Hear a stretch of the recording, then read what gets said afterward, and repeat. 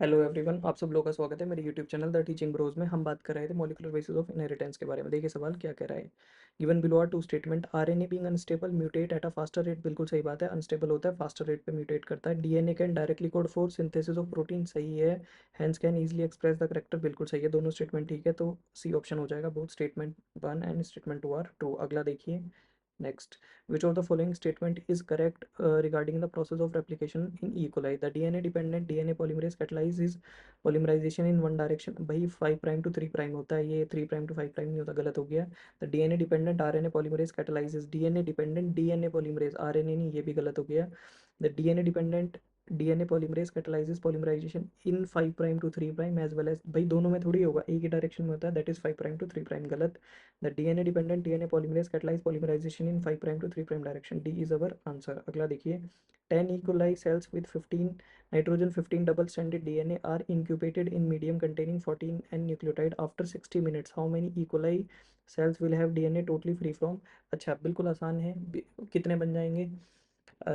60 minute में कितने हो जाएंगे? कितने बन जाएंगे? 10 से 20, 20 से 40 और 40 से 80, टोटल कितने बन जाएंगे? 80 बन जाएंगे, ठीक है। अब 80 बन जाएंगे। अगर मैं बात करूँ तो जो 10 सेल्स हैं, स्टार्टिंग वाली जो सेल्स हैं 10 का जो कॉम्प्लीमेंट्री वो जो ब्रेक होंगी, तो 10 एक तरफ 10 एक तरफ, उनसे जो डीएनए बनेंगे वो कितने बनेंगे? 10 एक बनेगा, 10 एक बनेगा, जिनके अंदर वो स्ट्रैंड प्रेजेंट होगा, कौन से वाला? 15 वाला, जिनके अंदर 15 और 14 और 15 हाइब्रिड स्टेट में होगा, यानी 80 में से कितने में होगा वो? 20 में, दैट इज 25%। बाकी 60 क्या होंगे? फ्री फ्रॉम नाइट्रोजन 15 से फ्री हो जाएंगे। आंसर क्या आ जाएगा? That is 60 sales. परसेंटेज होता तो 75 आ जाता। अगला क्वेश्चन देखिए। Which one is the correct product of DNA dependent RNA? भाई आरएनए की सीक्वेंस बतानी है, polymerase to the given template, बिल्कुल सही है। तो ए के देखो, इसको कैसे करते हैं? ए के सामने इस ए करके ये देखना पड़ेगा। ए का टी हो गया ए you see ji, A U ए सी सी सी, और उसके बाद फिर U U U A U A, उसके बाद सी आ गया। यहाँ पे सी आ गया, तो सी के साथ क्या आएगा? जी जी यू ए, टी के साथ क्या आएगा? ए जी यू, ऐसा कोई आ रहा है? ये 3 प्राइम हो जाएगा, इधर 5 प्राइम हो जाएगा।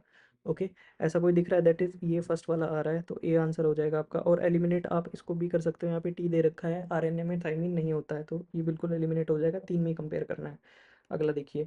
Match list one with list two, list one को लिस्ट टू के साथ मैच करना है। आरएनए पॉलीमरेज 3, ए का क्या हो जाएगा? That is 4 S N R N A T R N A, तो ए का 4 हो गया आपका। बाकी termination of transcription, that is rho factor, splicing of exons, ये हो जाएगा S N R N P S, TATA box, promoter. Thank you so much for your patience listening.